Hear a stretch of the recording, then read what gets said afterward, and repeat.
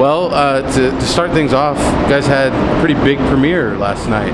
How did it go? What was it like as a big truck drives on by?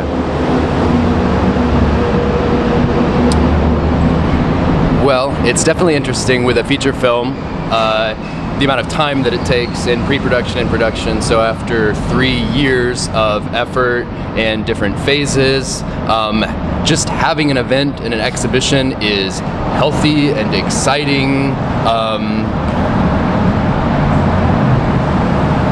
on its own. And on top of that, I think people were really excited to see the film and a good energetic response to it. So just on top of the baseline, having a film premiere here at Austin, having a energized audience on top of that was just, I think, a dream scenario for all three of us, and something that we had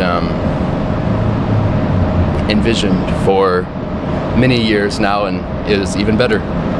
That was my perspective on that. But what did you guys think of the Q&A and the questions, the level of questions? Did you guys enjoy some of the questions, or were there tough ones, or was there a question that stood out maybe in the Q&A? Well, Luke actually was friends with the moderator, so he might be you might have some insider perspective on this. Yeah, the Q&A was a lot of fun. It was really, really good. I know Marcy, we go back to film school together. It's a tough subject to discuss, PTSD. I mean, a lot of people are hurting, you know, a lot of people are really hurting, and even more people don't understand what they can do to help. You know, they don't understand the level of the problem.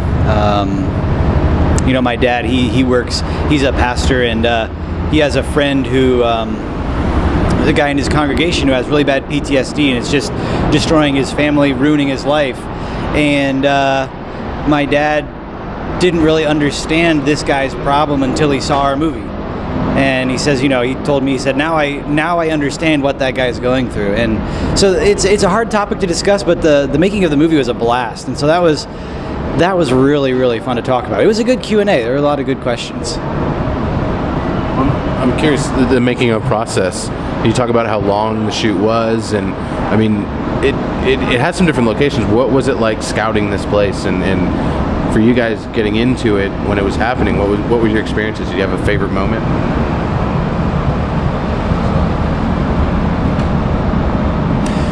Well, the entire film was shot in Indiana, so all across the state. Not a lot of films get shot there, and so I think it's kind of interesting in the Midwest when people hear that you are shooting a movie, very eager to help out, very eager to bend over backwards, give you stuff, give you trucks to use, give you vehicles, give you food, which is interesting. It's very different dynamic with, like, in a big city. Sometimes people might be a little weary of people asking to film on their stuff and use their stuff. So an interesting part of making films in the Midwest is it's a fresh territory. So people are really excited to jump on board with that, and hopefully there will be a lot more films made in Indiana. They're pushing to get a tax incentive instated there to bring more people, bring people to film there, because it's a great place to be. People are nice, beautiful, which sounds crazy, that boring Indiana, but if you pay attention, it's a beautiful place. Yeah, so that's a bit about the locale. So what was the shoot for you? I mean, being in this, because you've got the character that has to deal with so much of the brunt of the action. What was it like for you getting out in Indiana? It was great. I actually went to school in Indiana, and that's how Christopher and I met. So I had some ties to Indiana beforehand, but so I always have like a love for that place. It was awesome coming back, because I had been in Florida, living in Florida before then, but coming back up and not being ready for the cold was started to help prep me for that. But The process was awesome because I got to live with Christopher and Luke, and we just got to talk about character. Like, that was our sole focus. And sometimes as an actor, you know, you have to juggle day jobs and all that other stuff where your focus is split. But with this, it was completely immersive. Like, I didn't have to think about anything else. And because they had a house and the location, like, I was able to really focus on processing and making it as authentic as possible. So that's what that process is like for me, man. How much research went into? Yeah, just to give you some technical details, we shot for 28 days, I think, middle of February to the middle of March, in a very cold winter. And like Christopher said, we shot all over the state, but primarily like on the top, like 3/4 of the state. So not in like the little pointy end, but we were all the way up. We were all the way up in the very north on Lake Michigan. We filmed up there, and we were down a little bit further south. We were, but a lot of it was in Danville, which is where we live. The crew stayed in our house for that whole 28 days. So my wife, who was a co-producer, she made all the food, and everybody lived there, and we just piled in and had a blast. Except Rufus and Amy, who lived. There it goes. Keep Austin weird, huh? Woo! Yeah, except, so everybody... That's awesome. Almost everybody, the crew lived in our house, except for Rufus and Amy. They stayed at a friend's home. Well, they shot where we shot the movie, and it was some friends of ours. They had just moved somewhere else, and so we said, hey, can we rent your house out for 3 months and shoot our movie in it? And they were gracious enough to let us do that. And so that was the picture house, and Rufus and Amy lived there, and my wife, who was also the set decorator, worked with them to get everything put together and looking beautiful, making it look like someone had lived there, not like someone had just moved out. So Well, I'm curious, looking at you guys working together in that house, what moment did you realize, okay, we've got a part of this story working, we can really start tackling them? Did you have that moment, or was it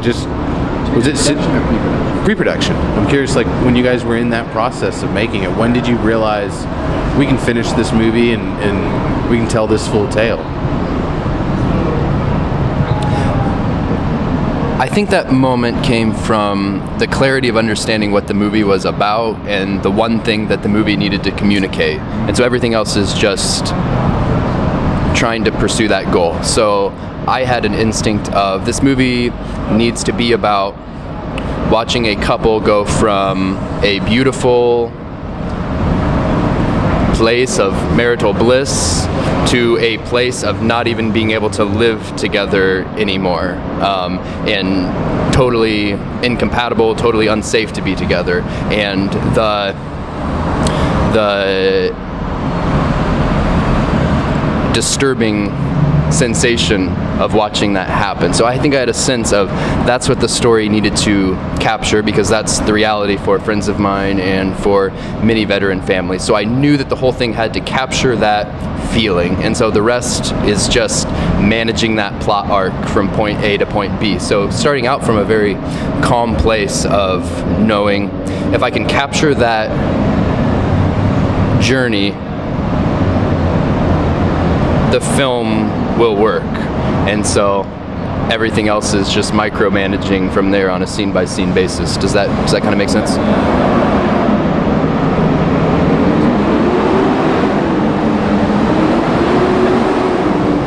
Well, I know the round 3 of the battle. Well, then I'm curious, Rufus, what was it like with you and Amy and getting into that relationship and going through that? Yeah. I mean, y'all went through everything you can imagine a couple to go through that has to deal with that. It's crazy. Yeah. It was a lot of talking. Amy and I, after we shoot for 13, 14 hours, man, we would stay up hours after that talking about backstory. And so because her and I had spent so much time together, we would talk about things like when did we first meet? When was the first kiss? Who initiated the first kiss? And then like giving ourselves those sort of like the time to like play and to kind of like discover those things, like a lot of walks, going on walks together and stuff like that. And so after all of that talking and getting to know her, it became almost natural. I would look at her and see my wife, because we had spent so much time together. So because of that upfront time, it was very easy to kind of fall into those patterns and rhythms because of the upfront work we did. A story about that. Yeah, what you got? I've got a story about that that's a little depressing. So, in addition to Amy's building a relationship with Rufus, she also had to build a relationship with his daughter that was not her own, and to like, they look alike, but building that trust and camaraderie so that they're believable as like a mother-daughter pair, especially with a child actor, that just takes time and trust. So I wanted Amy and Aubrey, that's their daughter's name, to do some things like they would have done together in Rufus's absence. So I had them go on Valentine's Day, Amy and Aubrey, to a Chuck E. Cheese's arcade part. It's like a tarot. No, I can't say that. It is a arcade and pizza thing for toddlers, and so they went on a date there on Valentine's Day, and no one else was there because no one else goes to Chuck E. Cheese on Valentine's Day. So, but that actually adequately captures what I can totally imagine during a deployment. What is a mom going to do on Valentine's Day with her child? So experiences like that really help you when you're on set because you can remember sitting there. You're building these memories to draw from, and that makes it very easy to forget that you're playing a character because you have several weeks of material filled in on top of things that you just have talked about and not actually gone out and acted out in the real world. Does that make sense? Yeah, definitely. Well, I'm curious then, with the subject matter and the connection obviously to the military, have you guys had any experiences of military people being able to watch this and the reaction that they give compared to a regular person who sees it? Definitely. Many veteran and military advisors have been involved since really day one, just keeping things accurate and true. And as a result of that, pretty much everyone from the military that's watched the film has told us, wow, that was probably the most authentic portrayal of my situation that I've ever seen. The words coming out of Rufus's mouth are some of the same words that I have said. And so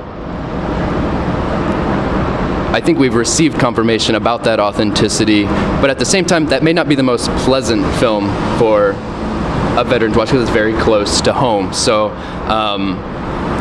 I think veterans watching it are able to be comforted by the fact that many people are experiencing this situation and that what they're going through is not an anomaly and they're not going through that in isolation. But I think it's the people who are most energized about this film on a storytelling level are civilians who are unaware of the situation, who suddenly now understand it. And since it's a little less close to home, I think they're able to be excited about it on all levels. Yeah. I'm curious, let's jump back a little bit to your family your wife being part of it. What was the atmosphere on the set? It's such a serious matter, but how did you guys keep from not, how did you keep upbeat, I guess?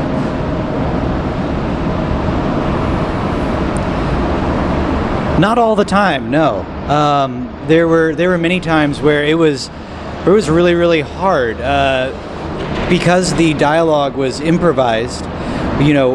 The actors were doing 15, 20-minute long takes where they're just yelling at each other, and sometimes so it was not fun at all in those moments. It was not fun for them, I don't think, and not particularly fun for the crew. On the same time, though, there were other scenes that were really fun to film, like Rufus interacting with his daughter Aubrey. That was a really fun a scene to film. It was just it was funny and kind of delightful, and playing with smashing eggs on the floor and all that. That didn't make it into the movie, but it was just a lot of fun. It was just kind of anything goes, with Rufus and his the 6-year-old girl playing his daughter. But a lot of times it was just tough. I mean, there's no way around it. It was hard. Yeah, and it definitely took me a couple of months to sort of shake that feeling, and because it was improvised, like the words were my words, you know what I mean. Together there were our words, but it was tough to get that out of your system because of that prep work that we had to do. So making it real for ourselves like that, it was definitely it was tough, man. It was tough, but.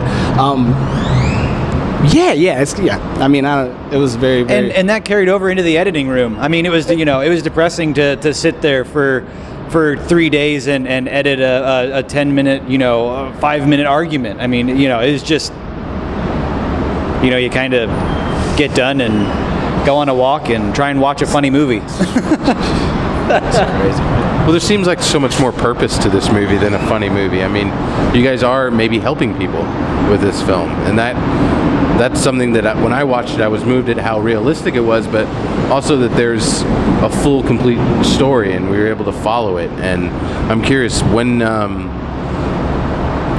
guess for those people that are out there, how can they find out more information about the film, and where does the film go from here? There's our website, but I think primarily our big thing is look us up on Facebook. I think that's the big one right now. Where we're at, you'll be able to watch the trailer.